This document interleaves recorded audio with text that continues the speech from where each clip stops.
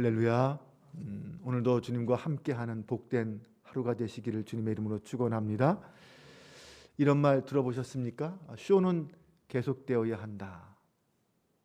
네, 이 말은 어떤 어려움이 있어도 자신이 맡은 바 사명은 계속 감당해야 한다라는 뜻입니다. 이스라엘의 첫 번째 제사에서 제사장 나답과 아비후가 목숨을 잃는 비극적인 사건이 발생했습니다. 그럼에도 제사는 계속되어야만 했습니다. 아론은 아들들의 죽음 앞에서, 그리고 엘르아살과 이다말은 두 형의 죽음 앞에서 주어진 제사장의 사명을 계속 감당해야만 했습니다. 그때 그들의 마음은 어땠을까요? 나답과 아비후가 여호와께서 명령하신 불이 아닌 다른 불로 분향했다가 죽임을 당한 후에 아론은 계속해서 제사를 집행했습니다.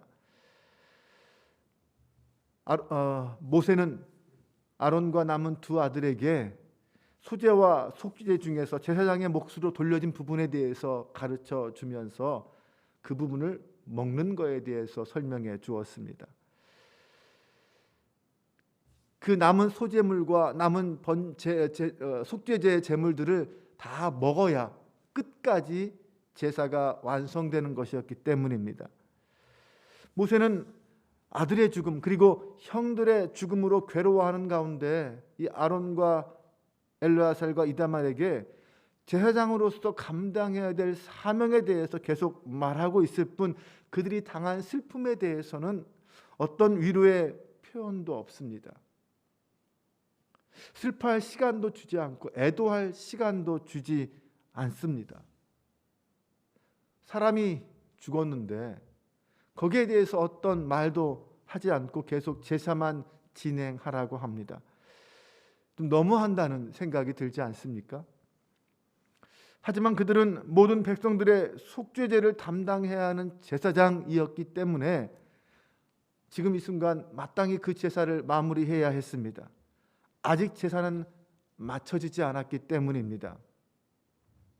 남은 제물의 그 부분까지 다 완전히 처리해야 제사가 끝마쳐지는 것이고 백성들의 모든 속죄제가 마무리되는 것입니다. 그렇지 않고 중간에 멈추게 되면 그 제사는 모든 효력을 상실한 실패한 제사가 됩니다. 제사를 마무리하기 위해서는 그 모든 일을 끝까지 해야 했다는 것입니다. 모세가 백성들의 속죄제로 드린 염소를 찾았습니다. 이 속죄제를 드리는 방법은 두 가지가 있습니다. 하나는 태우는 속죄제고 하나는 먹는 속죄제입니다. 피를 가지고 성소에 들어간 제물은 태우는 속죄제입니다. 남은 그 모든 고기들은 다 불에 태워 드려야 했습니다. 하지만 성소 밖에 있는 번제단에다가 피를 뿌린 속죄제의 제물은 내장 지방만 태우고 남은 고기는 제사장이 먹어야 했습니다. 지금 모세는 제사장이 먹어야 하는 그 속죄제의 제물을 찾고 있었습니다. 그런데 아론과 두 아들이 제사장이 먹어야 할 속죄 제물까지 다 불에 태워 버렸습니다. 모세가 이 사실을 알고 화가 나서 분노했습니다. 하나님이 주신 명령대로 규례대로 행하지 않았기 때문입니다. 바로 앞에서 나답과 아비후가 하나님이 주신 명령대로 행하지 않아서 목숨을 잃었는데 금방 또 이런 일이 벌어졌으니 모세의 입장에서는 화가 날 만도 합니다. 17절과 18절을 보겠습니다. 이 속죄 제물은 지극히 거룩하거늘 너희가 어찌하여 거룩한 곳에서 먹지 아니하였느냐. 이는 너희로 회중의 죄를 담당하여 그들을 위하여 여호와 앞에 속죄하게 하려고 너희에게 주신 것이니라. 그 피는 성소에 들어오지 아니하는 것이었으니 그 제물은 너희가 내가 명령한 대로 거룩한 곳에서 먹었어야 했을 것이니라. 이 속죄제가 완전히 집행되기 위해서는 제사장들이 여호와 앞에서 거룩한 곳에서 거룩하게 구별된 이 속죄제의 제물을 먹어야 했습니다. 제사장들이 백성들의 죄를 다 짊어지고 그 죄를 대신 담당하는 뜻으로 그 속죄의 제물을 먹어야 했다는 것입니다. 그래야 비로소 백성들의 죄가 다 사해진다는 것입니다. 그런데 지금 이 아론과 두 아들은 하나님이 명령한 대로 고기를 먹지 않고 모두 불에 태워 버렸습니다. 화가 난 모세가 책망을 하자 거기에 대해서 아론이 핑계를 댑니다. 19절 말씀을 보겠습니다. 아론이 모세에게 이르되 오늘 그들이 그 속죄제와 번제를 여호와께 드렸어도 이런 일이 내게 임하였거늘 오늘 내가 속죄제물을 먹었더라면 여호와께서 어찌 좋게 여기셨으리요. 이들의 대화를 가만히 살펴보면 모세는 율법을 들이대고 규례를 들이대면서 왜 이대로 안 했느냐라고 책망을 합니다. 그런데 아론은 지금 뭐라고 말합니까? 자기의 그 감정을 가지고 이야기합니다. 사실 아론과 엘리에셀과 이다말은 지금 죽은 나답과 아비후를 찾아보지도 못하고 있습니다. 슬퍼하지도 못하고 있고 애통해하지도 못합니다. 계속 제사를 집행해야만 했기 때문입니다. 그들의 고통과 아픔과 슬픔은 지금 제사 앞에서, 사명 앞에서 멈추어야 했습니다. 그 모든 슬픔을 참고 이 제사를 집행하고 있는 것입니다.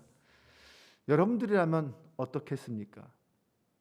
내가 만약 아론이라면, 내가 만약 엘르아살과 이다말이라면 어떻겠습니까? 얼마나 힘들고 고통스러울까요? 과연 음식이 목에 넘어가겠습니까? 이런 상황에서 아무리 속죄제물이라 하더라도 먹을 수 없다는 것입니다. 또한 이 말씀을 가만히 살펴보면 지금 아론은 자기 자신이 속죄제물을 먹을 자격이 없다라고 스스로 판단합니다. 나는 하나님 앞에서 이것을 먹을 수 없다라는 겁니다. 나답과 아비후의 죽음에 대한 책임이 결국 자기 자신에게 있기 때문에 제사장으로서 그 고기를 먹어서 백성들의 죄를 사할 만한 자격을 갖추지 못했다. 그러니 내가 어떻게 고기를 먹을 수 있겠느냐라는 의미로도 이해할 수 있습니다. 두 아들의 죽음에 대한 죄책감과 슬픈 마음을 갖고 있는 상태에서 백성들의 죄를 담당하는 이 속죄제의 제물을 먹는다면 하나님이 기뻐하시지 않을 것이다라고 생각했다는 것입니다. 그런데 모세는 그 말을 듣고 그것을 좋게 여겼다라고 성경은 말합니다. 다른 말로 풀어보면 합당하게 여기고 수긍했다. 엄밀하게 말하면 율법의 규례에 어긋나지만 하나님이 그 행위를 인정해 주셨다, 받아 주셨다라는 말입니다. 나답과 아비후의 잘못에 대한 책임을 통감하는 그 마음으로 그 마음을 이해해 주신 것입니다. 모세가 일부러 그랬다기보다는 하나님을 경외하고 자신을 겸손하게 돌아보는 자세로 그랬기 때문에 그래도 받아 주신 것이다 라고 생각할 수 있습니다. 무엇보다 이 아론과 두 아들의 마음을, 그 고통스러운 마음을 알아주신 것입니다. 여기서 우리는 몇 가지 중요한 교훈을 배울 수 있습니다. 첫 번째는 이 속죄제 제사의 한계가 무엇인지를 배울 수 있습니다. 아론과 제사장이 속죄제의 고기를 먹을 수 없는 상황이 올 수도 있다는 것입니다. 그것은 결국 율법의 한계를 말합니다. 제사장도 백성의 죄를 담당하는 역할을 완전하게 수행할 수 없는 연약한 인간이라는 뜻입니다. 인간은 완전할 수 없습니다. 인간은 언제나 실패하고 넘어지고 실수하는 투성이입니다. 인간이 인간의 죄를 완전히 속죄한다는 것은 사실상 불가능하다는 것입니다. 결국 이스라엘의 죄를 완전히 담당하는 것은 아론과 제사장들이 할 수 있는 일이 아니라는 것입니다. 결국 하나님이 해 주셔야만 되는 일이라는 것. 히브리서의 고백처럼 결국 영원한 대제사장이신 예수 그리스도만이 그 일을 할 수 있다라는 것을 말하고 있습니다. 두 번째, 우리는 여기서 율법의 유연성을 발견할 수 있습니다. 구약의 율법은 사실 문자적으로 그렇게 행할 것을 요구하고 있지만 그럼에도 허용 가능한 범위 내에서 그 적용의 융통성은 있었다는 것입니다. 본연의 취지나 정신에 부합할 때는 예외도 허용할 수 있다는 것입니다. 율법은 처음부터 기계적으로 문자적으로만 적용되지 않았습니다. 율법주의자들이 바리새인들이 그렇게 율법을 적용했지만 사실 본래 구약의 율법조차도 구약 시대조차도 그렇게 문자적으로만 적용되지는 않았습니다. 그렇다고 해서 율법의 권위가 훼손되는 것도 아니었습니다. 상황과 여건에 따라 환경에 따라 새롭게 해석되어야 하고 좀 더 신중하고 주의 깊게 적용되어야 한다라는 것을 알 수 있습니다. 세 번째는 하나님은 우리의 행위가 말씀의 기준에 맞는지 안 맞는지 눈에 불을 켜고 잘못을 찾는 분이 아니라는 것입니다. 우리가 하나님을 가끔 오해할 때가 있습니다. 우리가 잘못한 것을 책망하고 화내고 심판하는 하나님으로 오해합니다. 네, 하나님은 우리가 어떤 마음과 어떤 태도를 가지고 살아가고 행동하는지를 깊게 그 마음의 중심을 보시는 분이십니다.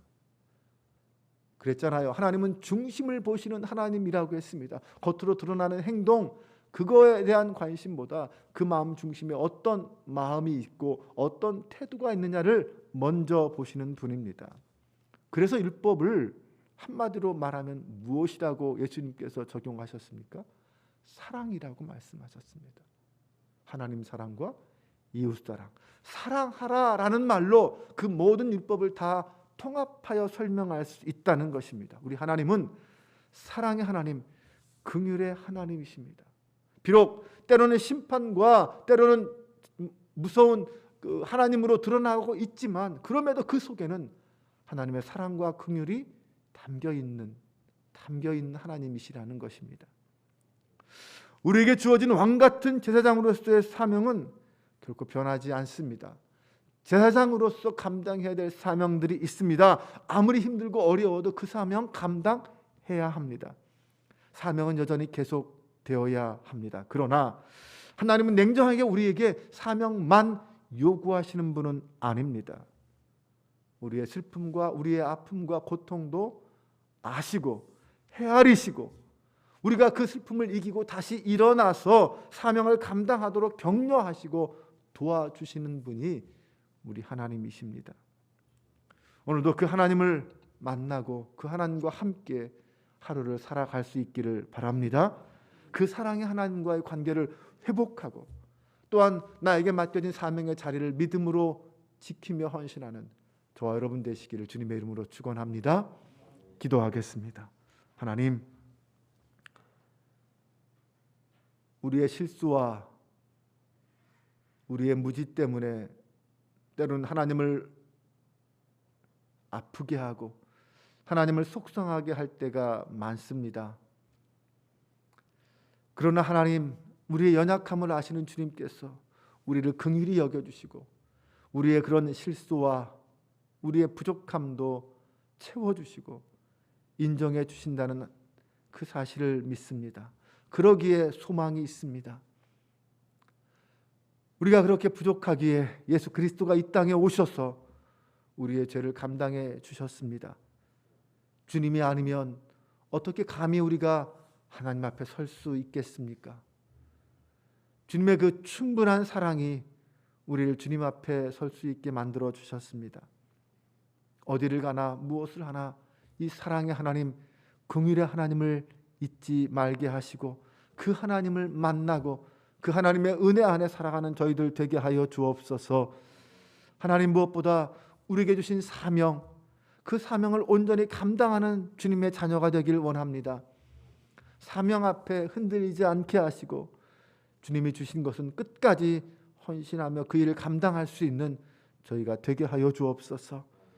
그럼에도 주님은 우리가 그것을 다 감당하기 벅차고 힘들고 어려울 때 찾아오셔서 새 힘 주시고 위로하시고 격려하시며 승리케 하시는 하나님이심을 믿습니다. 그 사랑의 하나님과 함께 오늘도 믿음의 길을 걷는 저희들 되게 하여 주옵소서. 예수 그리스도의 이름으로 기도합니다. 아멘.